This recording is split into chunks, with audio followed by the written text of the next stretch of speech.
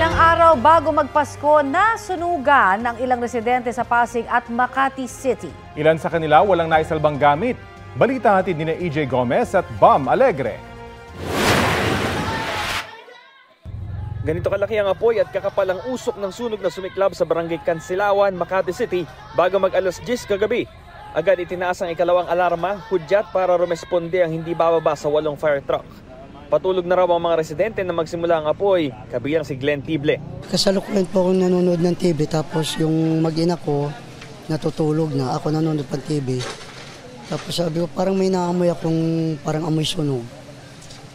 Ngayon tinignan ko yung saksakan ko para wala namang usok pero pati kasi ang ilaw na namin nanonood ako. Nakita ko lang sa anino nung liwanag ng TV parang may usok. Sabi ko baka sa baba, sakto nga pagbukas ko ng pinto malaki na yung apoy sa baba. Nailigtas niya ang kanyang anak pero hindi niya nahila ang kanyang misis na nasa second floor. Mabutit nakalabas din. Sinira ko po yung bintana. Ano lang po kasi yun, lagayan po yun ng aircon. Sinipa ko po. Sabay ganun. Pero malakas ang usok. Sabi ko ayoko pang mamatay. Malakas talagang ano ko. Tapos doon ako lumusot. Wala silang naisalbang kahit anong gamit. Ang mahalaga, buo ang kanilang pamilya lalo't magpapasko na. Sa inisyal na investigasyon ng Bureau of Fire Protection, natukoy na ang bahay na pinagmulan ng sunog. Tinatay ang 11 pamilya ng mga nangungupahan ng apektado. Walang sugatan o walang nasawi sa insidente. Naging hamon para sa mga bumbero ang masikip na eskinita pati na rin ang live wire na kailangan pang i-shutdown habang inaapula ang apoy. Patuloy ang investigasyon ng BFP sa sanhi ng apoy pati ang halaga ng pinsala. Nananatili sa evacuation center ng barangay ang mga apektadong residente. Binulabog ng sunog ang mga residente ng isang condominium sa Barangay Ugong, Pasig City mag-alas 8 kagabi. Isang unit sa ikalimang palapag ng gusali ang natupok ng apoy. Ayon sa BFP, agad lumikas ang residente ng apektadong unit, gayon din ang iba pang mga residente ng naturang gusali. Naging pahirapan ang pag-apula sa sunog na agad itinaas sa ikalawang alarma. 14 na fire trucks ang rumesponde sa sunog. Kailangan mas madaming responder. Mas mapapabilis yung pag-responde po kapag patay doon sa sunog. Nasa taas po siya, yung access po doon sa taas, medyo malayo po yun kasi 5th floor po and then yung exit lang po yung pwede nating daanan. Walang naitalang nasawi sa sunog na tuluyang naapula mag-aalas 10 ng gabi. Isang BFP personnel naman na unang rumesponde sa sunog ang nagtamo ng minor injury dahil sa kapal ng usok. Inaalam pa ang sanhi ng sunog, gayon din ang kabuuang pinsala. EJ Gomez, Bam Alegre, nagbabalita para sa GMA Integrated News.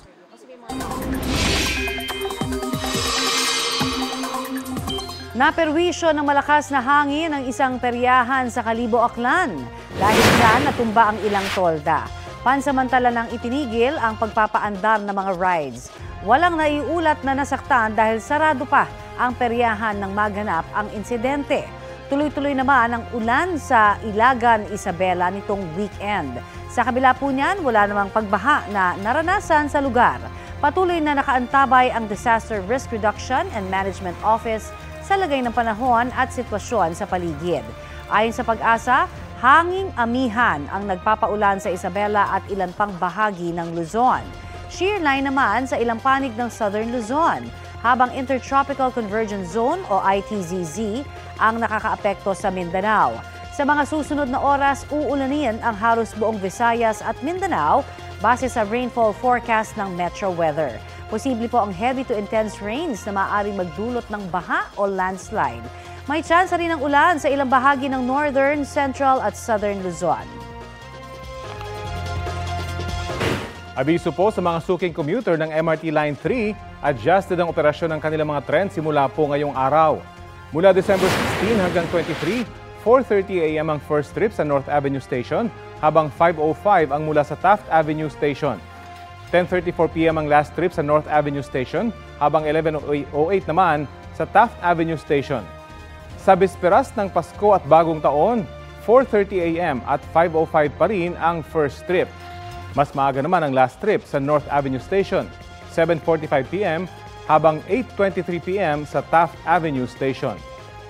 Sa mismong araw ng Pasko at unang araw ng Bagong Taon, 6:30 a.m. ang first trip sa North Avenue at Taft Avenue Stations. Ang last trip, 9:30 p.m. sa North Avenue Station, 10:09 p.m. naman sa Taft Avenue Station. Nasa Jakarta, Indonesia na si Mary Jane Veloso para iproseso ang repatriation o pagpapauwi sa kanya rito sa Pilipinas. Sa panayam ng unang balita sa nanay ni Mary Jane na si Celia Veloso, kagabi pa dumating sa Jakarta ang kanyang anak mula sa kulungan sa Yogyakarta. Sa naunang pahayag ng pamilya Veloso kahapon, ang pagpunta ni Mary Jane sa Jakarta ang dahilan kung bakit nakansela ang biyahe sana nila sa Indonesia ngayong araw. Kinumpirma rin ito ni DFA Undersecretary Eduardo De Vega sa GMA News Online. Wala pa raw eksaktong petsa kung kailan babalik si Mary Jane sa Pilipinas, pero kasama ang kanyang pamilya sa mga sasalubong sa kanyang pag-uwi. Tiwala raw si Celia Veloso na makakasama nila ang kanyang anak bago magpasko. Opo, malakas po ang pakiramdam namin at kaming lahat na buong pamilya talagang yun po ang inaasahan namin, yung makakasama namin itong magpasko si Mary Jane. 9 na araw na lang, Pasko na. Hudyat din yan ng pagsisimula po ng tradisyonal na simbang gabi ng mga Katoliko bilang paghahanda sa selebrasyon ng Pasko. Balitang hatid ni James Agustin. Sa tunog ng mga himig pamasko, hudyat ng pagdating ng mga maagang dadalo sa simbang gabi sa Manila Cathedral pasado alas 4 ng umaga. Magkakaanak man, magkasintano, magkakaibigan, sama-sama. Gaya ni Junie sa 3 niyang anak na maagang gumising. Gusto lang po talaga namin taon-taon na makumpleto para sa pamilya ko po. Lagi silang safe, tsaka malayo sa sakit. Si Kyle galing Tondo kasama ang kanyang mga kaibigan. Bading na rin daw nila itong magbabarkada. For wishes na din po namin sa mga kanya-kanya po namin buhay. Ang pagdiriwang ng banal na misa, pinangunahan ni Manila Archbishop Jose F. Cardinal Advincula. Sa kanyang homily, nagpaalala siya na huwag maging makasarili. May kahirapan sa mundo natin dahil marami ang madamot, marami ang makasarili. Hayaan nating tangawan tayo ng liwanag ni Jesus. Maging liwanag tayo sa mundo nating puno ng kadiliman. Pagkatapos ng misa, patok sa mga nagsimbang puto bongbong at bibingka. Mabibili ang puto bongbong mula 40 pesos hanggang 85 pesos. Depende kung may cheese, gatas at leche flan. Ang bibingka naman 70 pesos ang kada isa. Medyo malakas po at medyo naagad din po kami sa pagluluto po ng bibingka. Baling kikitain din dito para sa mga anak ko rin po para sa pag-aaral nila. Napuno rin ang Quiapo Church ng mga dumalo sa unang araw ng simbang gabi. Ang mga deboto ng Jesus Nazareno, pasasalamat at kahilingan na nais matupad ng kabilang sa panalangin. Basta lang naman po, pangkabuhayan lang po namin na maayos lang pang aming buhay. Sa pamumuhay lang po. Maging healthy lang po yung baby ko.